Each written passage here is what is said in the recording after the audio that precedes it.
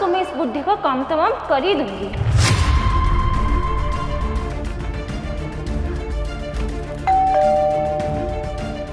आप कौन आया होगा? अरे तुम यहाँ क्या कर रहे हो? अरे मुझे लगा तुमने अभी तक बुढ़े का काम तमाम कर ही दिया होगा तो मैं आ गया। अरे यार, मैं उसका काम खत्म कर ही रही थी कि इतने में तुम आ गए। अच्छा ऐसी बात है, तो क्यों ना काम को साथ में अंजाम देते हैं। हाँ ये भी सही है, चलो।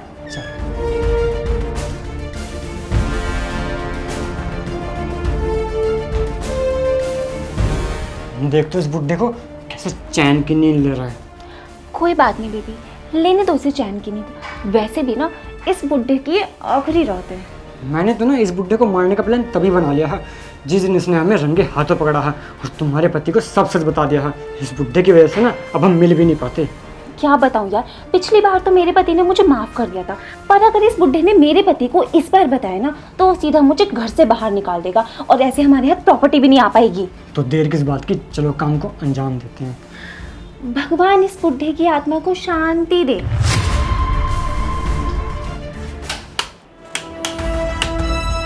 अरे यार, ये लाइट को क्या हो गया? अरे यार शिवानी, तुमने बिजली का बिल तो ठीक से भरा है ना? अरे यार, मैंने बिल सब ठीक से भरा है। मेरे को तो लगता है ना बुढ़ा ही मनुष्य है, जब भी कुछ करने जाती हूँ ना पनौती लग जाती है। एक काम करो, एमसी चेक करके आओ, क्या पता एमसी गिर गई हो। हाँ ठीक है बेबी, मैं एमसी चेक करके आती हूँ।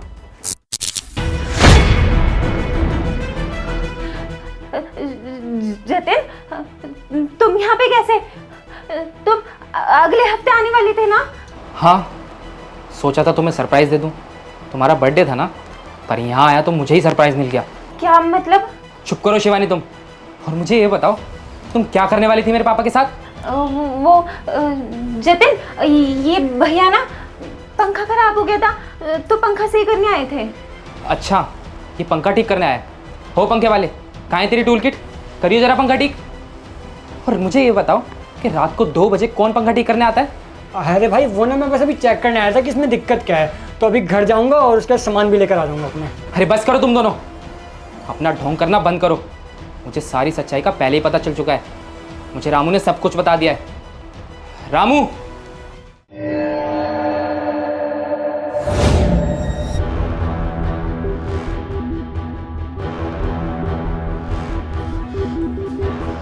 मालकिन तो बाबूजी को मारने की कोशिश करना चाहती हैं।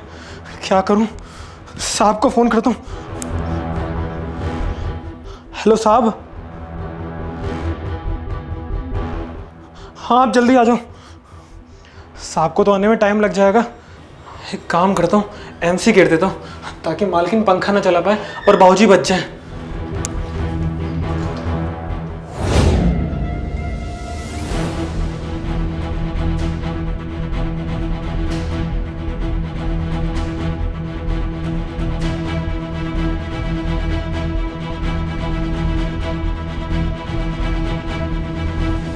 तो आ गया?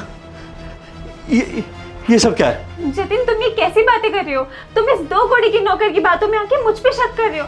अरे ये नौकर ना मुझे छेड़ता है, मुझ पे गंदी नजर रखता है, गंदी गंदी बातें करता है मुझसे। हाँ जतिन भाई, शिवानी ने सही कह रही है। ये रामू ना शिवानी को छेड़ता है और आज भी शिवानी ने मेरे को यहाँ पर इसलिए बुलाया था क्योंकि ये शिवानी पे गंदी नजर रख रहा और उसको छेड़ रहा था। तो मैं बस इसको धमकाने आया था और मैंने ना इसको धमकाया भी था कि मैं अगली बार जतिन को सब सच बता दूंगा, इसलिए हमें फंसाने की कोशिश कर रहा है।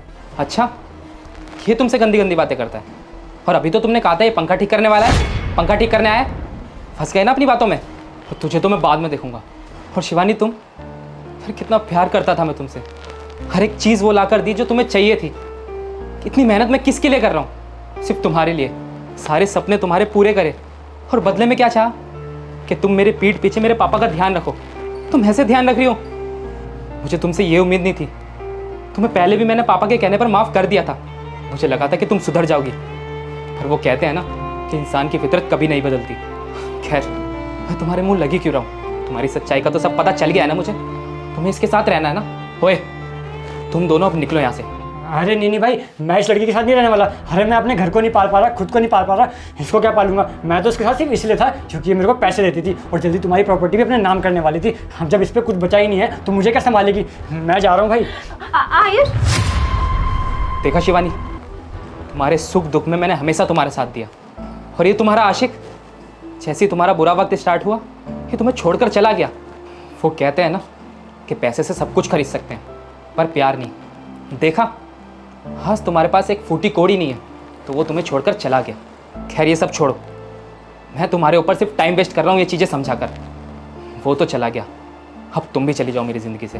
जतिन प्लीज़ मुझे माफ़ कर दो, मुझसे बहुत बड़ी गलती हुई है। मैं उसके बहकावे में आ गई थी, पर मैं तुमसे वादा करती हूँ आज के बाद ऐसा कभी भी नहीं होगा। मैं पापा जी का भी आगे से बहुत ख्याल रखूंगी। तुम मुझे माफ़ कर दो प्लीज़। नहीं शिवानी, अब मैं तुम्हें और मौका नहीं दे सकता। कल को जब मैं ड्यूटी पर जाऊंगा और रामू घर पर नहीं हुआ, तुम दोबारा प्लान बनाओगी मेरे पापा को मारने का, और बाई चांस वो प्लान सक्सेसफुल हो गया तो मुझसे तो मेरे पापा ही छिन जाएंगे। मैं क्या करूंगा फिर? मैं अपने पापा को लेकर और रिस्क नहीं ले सकता। अरे कैसी बहू मिली है ये?